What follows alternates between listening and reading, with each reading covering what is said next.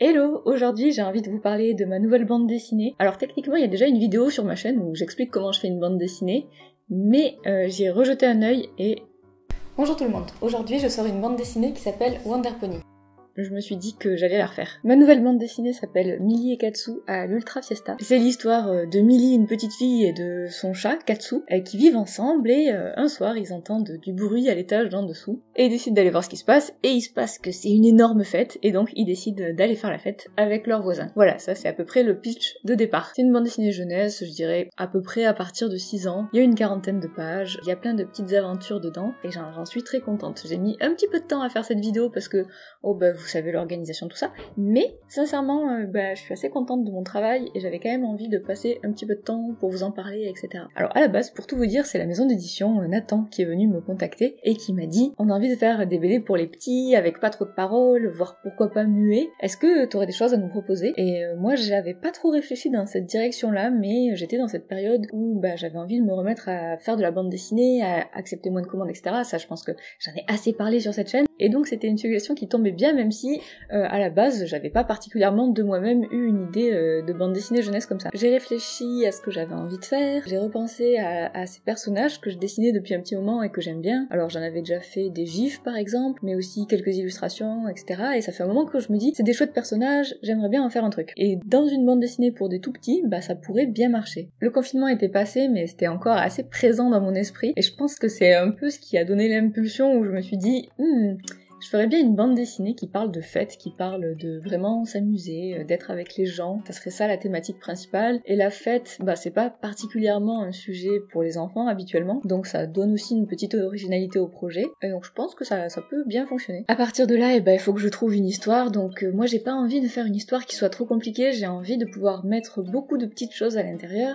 Pourquoi pas de faire plein de mini-récits, mais qui ait une trame principale qui soit assez simple. Et donc assez vite, je réfléchis à ce principe d'avoir une histoire principale et dedans plein de petits gags séparés. Mon histoire principale, elle se base pas mal sur ces deux personnages parce qu'on a un chat qui est visiblement grognon et une petite fille qui va être un peu plus enthousiaste. Donc ça va permettre de montrer deux manières de réagir à la même situation à chaque fois. Et assez rapidement, j'imagine quelque chose qui est la particularité un peu de mon livre, c'est une grande double page avec la fête qui va être montrée en entier. Et ensuite, à partir de cette fête, il va y avoir des petites pastilles qui vont amener à des petites histoires en 1 ou 2 pages qui vont se passer à l'intérieur de la fête, mais si vous voulez, qui vont pouvoir être lues dans tous les sens. C'est un petit peu une BD dont vous êtes le héros, mais la version hyper simplifiée pour les tout petits quoi. Alors je pitche ça à l'éditrice, elle me dit ah oui ça peut être bien, mais il me faut vraiment beaucoup plus de planches pour pouvoir me faire une idée, il faut que ça soit plus avancé comme travail, etc. Je décide de monter un petit dossier de mon côté, d'écrire le pitch, de faire quelques pages test, de montrer à quoi ça peut ressembler, etc. Visuellement, j'ai envie de faire quelque chose d'un peu psychédélique. Je vais aller chercher des couleurs années 60, 70. Dans la mode aussi, j'essaie d'avoir des trucs un petit peu fun. On va avoir beaucoup de pattes def ou des trucs comme ça. Les références, ça va être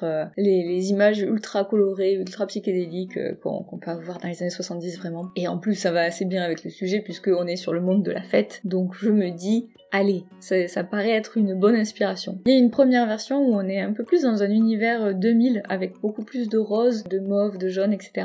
Mais pour être honnête, il se passe un truc qui est, dans les années 2000, on a peut-être des looks qui sont un petit peu plus sexy et un peu moins adaptables sur des enfants. Et puis finalement, je laisse un peu tomber cette piste et je me dis non mais allez, on retourne aux basiques. Les années 70, ça sera plus universel, ça parlera à plus de monde je pense. Donc allez, go pour les années 70. Et moi, ça me permet d'avoir des couleurs un peu plus franches et un petit peu plus fluo que dans les années 2000 où on avait quand même pas mal de pastels. Comme on me l'avait suggéré, j'ai fait une bande dessinée muette, mais finalement les retours étaient assez systématiquement ça serait quand même mieux s'il y avait des paroles, parce que l'univers de la fête, forcément c'est pas pour les tout petits, ça va être pour des enfants un peu plus grands, donc s'il y a pas de paroles du tout, ça rajeunit la cible, c'est un petit peu bizarre, et en fait c'est quelque chose dont je me suis rendu compte, c'est que quand même l'édition jeunesse, on est sur des cadres assez stricts où on peut pas trop faire n'importe quoi. J'ai eu un retour aussi pour me dire une petite fille aux cheveux bleus, mais les enfants ne vont pas du tout s'identifier.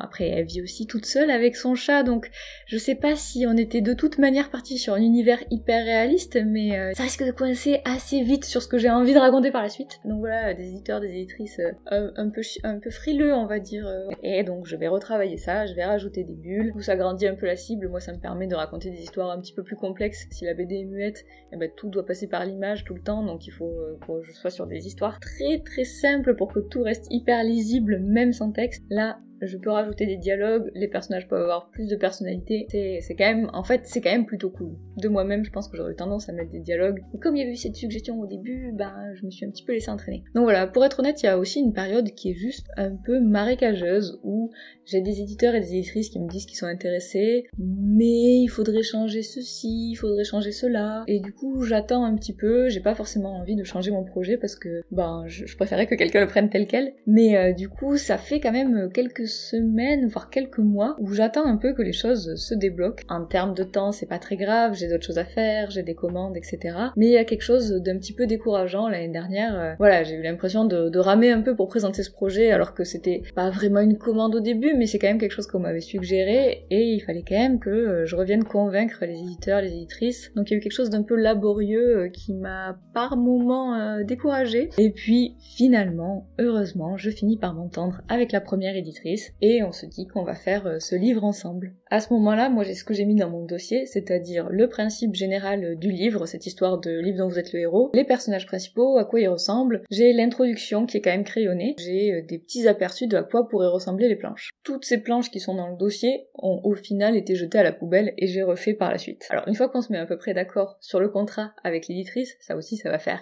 l'objet de pas mal de négociations, d'allers-retours, etc. Ça va durer ça aussi un petit moment parce que, j'essaie de ne plus signer n'importe quoi et de faire un minimum gaffe aux clauses qu'il y a dans les contrats. Écoutez, il y a beaucoup de petites clauses dans les contrats, donc forcément quand on y fait gaffe, ça prend du temps de négocier. Mais une fois qu'on est d'accord, je peux enfin passer au découpage des différentes histoires. Donc puisque j'ai mon gros principe, mais voilà, j'ai toutes ces petites histoires encore à inventer, à écrire, à mettre en cases, et donc ça va m'occuper cet automne. Alors maintenant j'ai un iPad, donc j'allais beaucoup travailler dans les cafés pour pouvoir écrire. J'ai aussi écrit dans un petit carnet quand j'avais des idées un peu en vrac comme ça, et en fait j'ai des idées un petit peu brutes, je me dis oh il y a un trampoline, ça serait bien de faire un truc là-dessus, ou je vais commencer par écrire des petits textes, ou alors directement je pars faire mes petits découpages en forme de patates, et voilà, et j'avance comme ça et j'écris mes différentes histoires qui doivent s'intégrer toutes dans la grande histoire. L'idée c'était bien sûr d'avoir des ambiances, d'avoir des histoires assez différentes, mais je voulais quand même qu'il y ait une espèce de fil rouge, une espèce de thématique, et la thématique du lâcher prise.